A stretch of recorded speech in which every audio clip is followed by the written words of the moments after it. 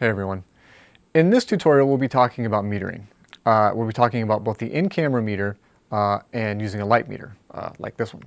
So now there's an issue with the DSLR light meters, and the issue is that it will lie to you if you assume that dead even plus minus is actually giving you a dead even 50% exposure.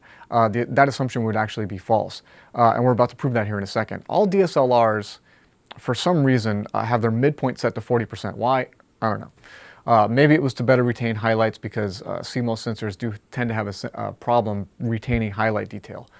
But what you might think is perfect exposure is actually underexposed, which is why a gray card, like this, and a light meter, like this, are very useful tools in making sure you get great exposure.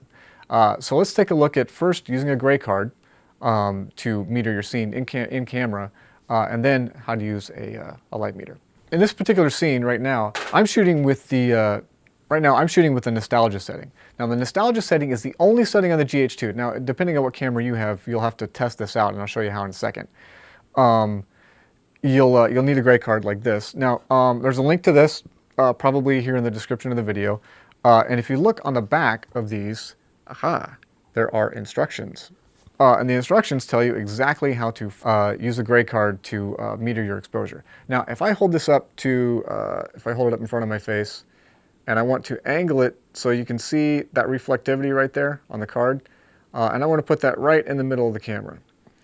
Now that right there is reading like 2/3 of a stop over. Now that's exactly, since in this particular setting, the camera is actually giving me 50% as dead even, I know that with my skin tone, I want to be about 2/3 of a stop over on my exposure to be able to get good exposure on my face.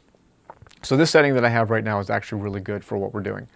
But if I were on any other setting but nostalgic on the GH2, this would not be 50%. In fact, if this were reading plus minus 0 on say cinema or smooth or vibrant or any of those other settings, this would actually read 40% instead of 50%, which means I'd have to adjust my exposure accordingly to get my skin tone properly exposed.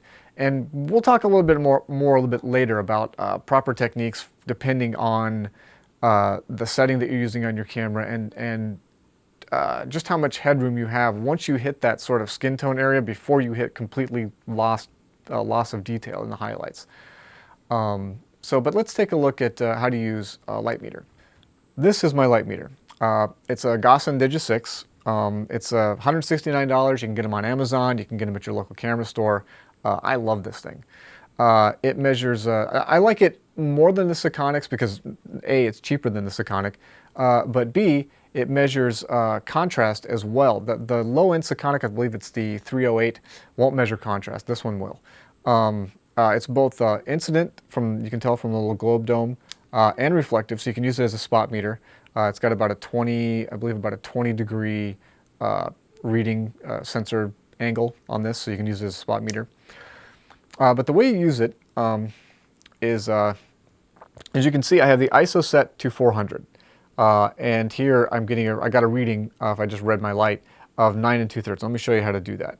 So I'm going to just stick it in front of my face, like almost touch it to my forehead, point it at the light, and it says 9 2/3. So that's how many, it's an EV rating. So the first thing that you want to look at is you want to set your shutter speed. Now this outer white ring here is your shutter speed. So if you look really carefully, like right here, you can see that right next to 60, the next indentation over, all these little indentations on the outside are 1/3 of a stop or 1/3 of it correlates to 1/3 of a stop. It's actually different shutter speeds, but it correlates to about 1/3 of a stop. So it correlates to your aperture settings, which are this inner black ring. So I take this reading that I have at 400 ISO of 9 2/3 EVs, and that correlates to this little tiny window in here.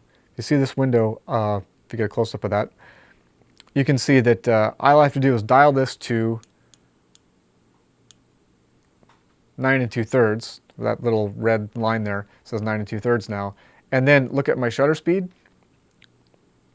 And my shutter speed says that I need to be at f4 with this lighting to be able to get a decent exposure on my face. once you get your reading, and the way this works, you can use this here. I can read. I'm reading both this light and this light right now because the light from this fill light and the light from this key light are both hitting the stop. It's telling me 9 2/3. But if I were to turn this light off, and I can meter just this key light, and the key light still 9 2/3. Imagine that. So my fill light, although it's filling my shadows, isn't actually affecting my exposure, which is a good thing. It's very rare that that happens. And then I can measure my rim light. I can point that at the light from here. It's also 9 2/3, which is something I like to do. We'll talk about that a little bit more when we get into 3-point lighting, about how I like to keep the rim light and the key light pretty much the same, because people don't always look in one direction when they're acting. Sometimes they turn their heads, and when they turn their heads, you don't want this blowing out over here. So, so if you take your reading and you've got your shutter speed set and you got your aperture, and you still don't have enough light, let's say it's still underexposed, you still can't get the exposure that you want, then you're gonna have to adjust your ISO. I think we talked about this earlier. Well, if you double your ISO, you gain one stop of light. So 100 to 200 is a stop of light, 200 to 400, and so on.